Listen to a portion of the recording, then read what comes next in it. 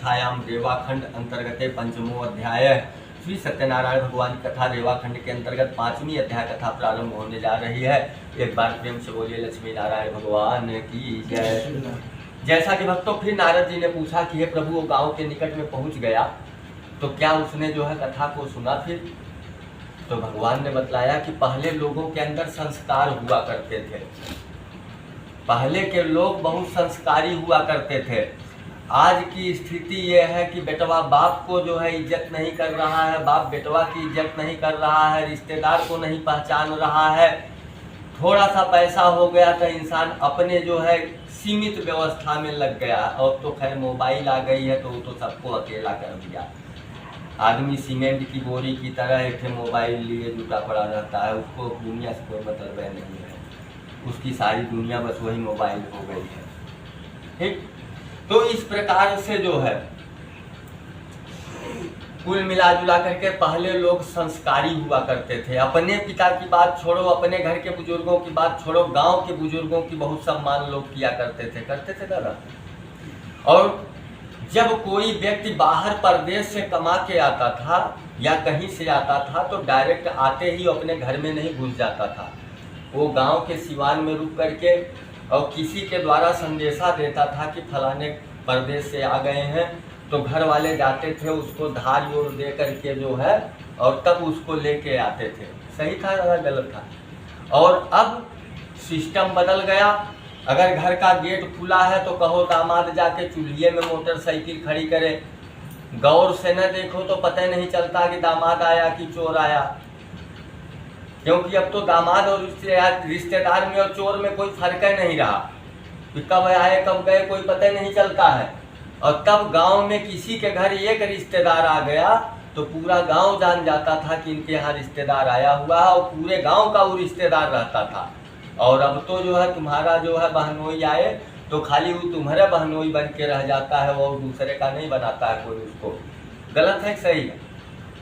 तुम्हारा रिश्तेदार आया तो खाली तुम्हें ही पानी वानी पिलाओ जो है, बाकी और कोई उसको जो है पूछने वाला नहीं है तुम कब आए कब नहीं आए। और तब किसी के घर रिश्तेदार आता था तो पूरे गांव का रिश्तेदार रहता था और पूरे गांव के लोग उससे आते थे मिलने के लिए, वो भी सबसे मिलने के लिए जाता था। सत्य था गलत है? तो इसी प्रकार से संस्कार हुआ करते थे। वो भी अपने गांव के निकट में रुक करके दूध से संदेशा दिया कि मेरी पत्नी और बच्चों से कह दो कि वो दोनों लोग मेरे स्वागत सत्कार के लिए आए। अब वहाँ सत्यनारायण भगवान की कथा उस समय संजोग से चल रही थी और दोनों बैठ के कथा सुन रही थी।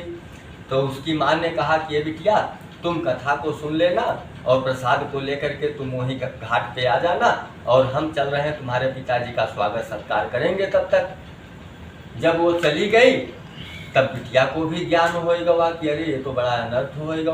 वो बुढ़िया गई है कहीं लंबी वाली गठरी मार ना दे किनारे। क्योंकि धन ऐसा चीज होता है कि बाप का बेटवा के ऊपर भरोसा नहीं, माँ का जो है पुत्र के ऊपर भरोसा नहीं। धन उसको जो है लोग आड़े से आड़े छिपाते जाते हैं ताकि ये देख न ले और मांग ना ले कहीं गलती से। तो धन के मानने में कोई जल्दी किसी के ऊपर भरोसा नहीं करता। दादा करता है क्या? तो धन हमेशा आदमी अपना अपना छिपा करके रखता है, कहीं वो देख ले और मांग न ले गलती से। तो इस प्रकार से अब उसके दिमाग में भी पाप आएगा कि अरे ये तो बड़ा अनर्थ होएगा। ये बुढ़िया गई जा करके लंबी गठरी मार देगी, छोटी छोटी गठरी बंटवारा करेगी और पति तो मेरा भी आवा है। और जो है कथा तो पंडित जी कहीं कहीं तो रोजे सुनाते रहते हैं। पहले चले पति को देख करके आमे मोटे हो गए, छोटे हो गए, दुबले हो गए, नाटे हो गए। धीरे धीरे वो भी पंडित जी देख न पाए और पीछे से खिसकते हुए निकली और भाग गई। लेकिन पंडित जी को कौन सी गर्ज है कि पंडित जी देखें कि तुम कथा सुन रही हो कि नहीं सुन रही हो, तुम किसी को गाली दे रही हो, क्या कर रही हो, हमसे क्या मतलब। कथा तो सत्यनारायण भगवान की चल रही है, कोई पंडित जी की तो कथा चल नहीं रही है कि पंडित जी सबको बैठ के रखा में। कथा तो सत्यनारायण भगवान की है। तो सत्यनारायण भगवान वो सबको रखा रहा बैठ करके कि तुम यहाँ कथा सुन रही हो कि किसी को गाली दे रही हो। वो जो है सत्यनारायण भगवान तुम्हारे अंदर भी है बाहर भी है, वो सब जान रहा है। तो वो इसका हिसाब करेगा ना। पंडित जी कौन होते हैं हिसाब करने वाले, और पंडित जी से क्या मतलब तुम भाग जाओ। तो इस प्रकार से वह जब अपने पति को देखने के लिए गई तो सत्यनारायण भगवान क्रोधित हो गए कि चलो इसकी माँ तो गई कोई बात नहीं है, लेकिन इसकी बिटिया भी जो है इतना भी सब्र नहीं कर पाई जो है कि कथा को सुन लेती, प्रसाद को लेकर के तब जाती। तो भगवान क्रोध में आकर के उसके पति को नाव सहित जल में डुबो दिए। जब वहाँ गई अपने पति को नहीं पाई, चारों तरफ ढूंढ डाली तो खड़ाऊँ बाहर मिला। सब लोग समझे कि सऊद के लिए गए और डूब गए। तो उसने भी विचार किया जो है कि अब पति नहीं रहा तो हम रह के क्या करेंगे, हम भी अब पति की खड़ाऊँ बची है, इसी को लेके सती हो जाएंगे। वो अभी सती होने के लिए तैयार हुई। तो जो साधु नाम का वैश्य था, उसका पिता, वो तो भगवान का परम भक्त हो चुका था। तो उसने भगवान से सच्चे दिल से प्रार्थना किया कि हे प्रभु, हमने तो आपसे वादा किया था कि घर पहुंच के पूरे परिवार सहित कथा सुनेंगे, लेकिन अभी हम घर भी नहीं पहुंच पाए, प्रभु रास्ते में ही है। ऐसा हमसे या हमारे परिवार से ऐसा कौन सा अपराध हुआ जिसके कारण मेरे परिवार पे इतना बड़ा संकट आया।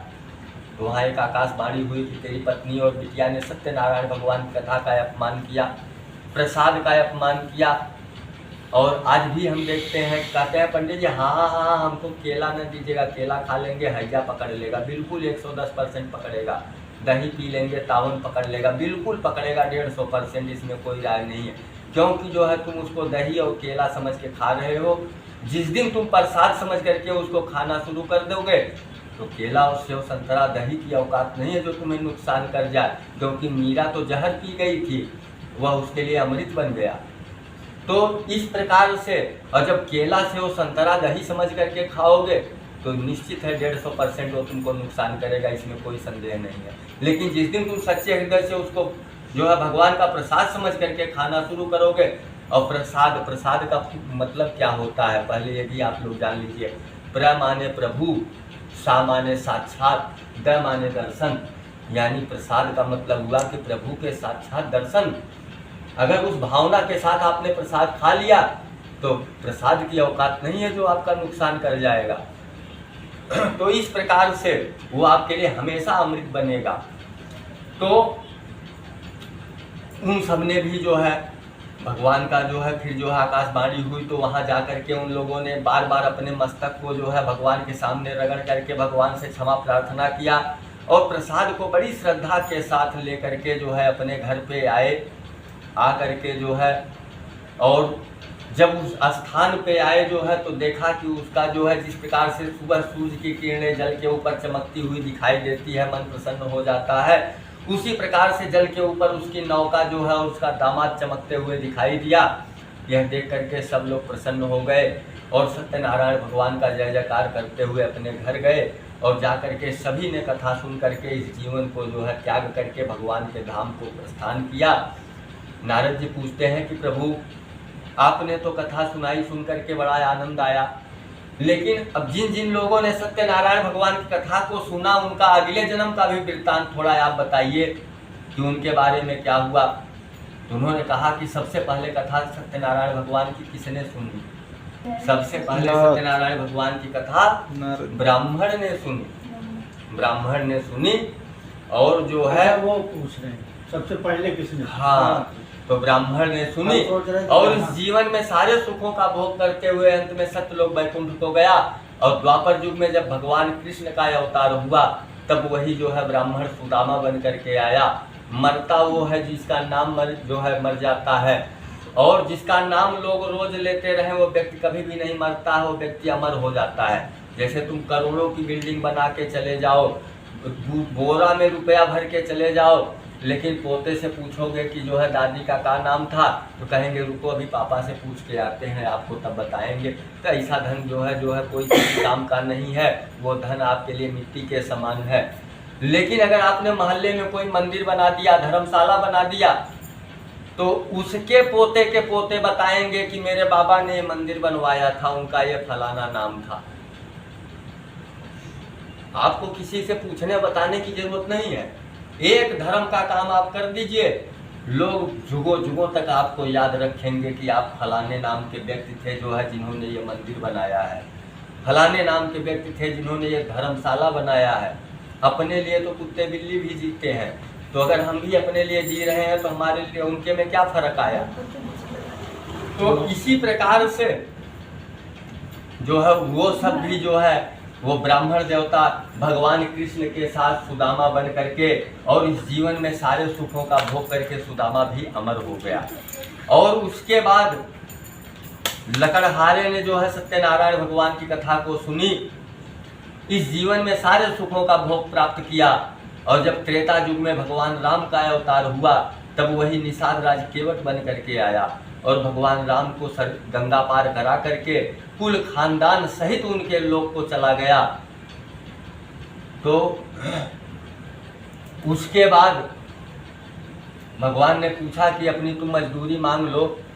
तो भगवान से उसने यही कहा कि प्रभु, मल्लाह कहीं मल्लाहों से मल्लाही लेते हैं भैया, मजदूर कहीं मजदूरों को मजदूरी देते हैं भैया।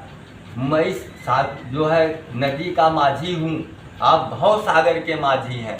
मैंने आपको यहाँ पार लगाया, आप मुझको भव से पार लगा देना। तो केवट ने भगवान से केवल यही मांगा था कि हे प्रभु, हमने आपको गंगा पार करा दिया और जब हम आपके घाट पे आएंगे तो आप हमको भवसागर पार करा दीजिएगा, बस यही हमारी जो है दक्षिणा हो जाएगी।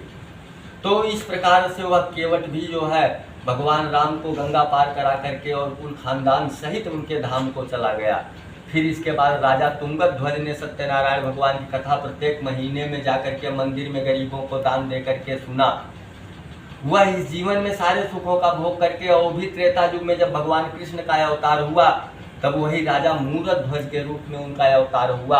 और राजा मूरत ध्वज के दान की महिमा तीनों लोकों में विख्यात हुई कि ऐसा दानी ही आज तक नहीं पैदा हुआ। और जिन जिन लोगों ने सत्यनारायण भगवान की कथा अपने घर में या दूसरे के घर में बैठ करके पूरी कथा को सुने, उन सब लोगों का यहाँ से लेकर के वहाँ तक कल्याण ही होता है। सत्यनारायण भगवान की पूजा एंटीबायोटिक दवा है, ये हमेशा फ़ायदा ही करती है, कभी किसी का नुकसान नहीं करती है, हर हालत में ये फ़ायदा ही करती है। तो इस प्रकार से जिन जिन लोगों ने सत्यनारायण भगवान की कथा को सुना वह इस लोक से लेकर के और परलोक तक भगवान की कृपा से उनके पाप, मनुष्य के पाप कभी कटते नहीं हैं। मनुष्य के पाप छोटे और बड़े हो जाते हैं। जैसे कोई व्यक्ति बरसात में छाता लगा लेने से क्या 100% बच जाता है, नीचे का हिस्सा फिर भी काफ़ी भीग जाता है, लेकिन फिर भी उसको काफ़ी राहत मिलती है छाता लगा लेने से। इसी प्रकार से पूजा पाठ करने से मनुष्य के बड़े पाप जो है छोटे के रूप में परिवर्तित हो जाते हैं, जिसको आप आराम से उसको सह ले जाते हैं। और जो है भगवान की कृपा उस व्यक्ति के ऊपर हमेशा बनी रहती है। और विशेष करके यहाँ तो अभी आप बैठे हैं, अभी आपको कोई एक झापड़ आके मार दे तो आपके रिश्तेदार, आपके जानने वाले सब घेर लेंगे उसको, तुमने क्यों मारा। लेकिन जब इस शरीर से प्राण निकलता है तब कितने झापड़ गिरते होंगे, कभी इसका किसी ने अंदाज़ा नहीं लगाया है।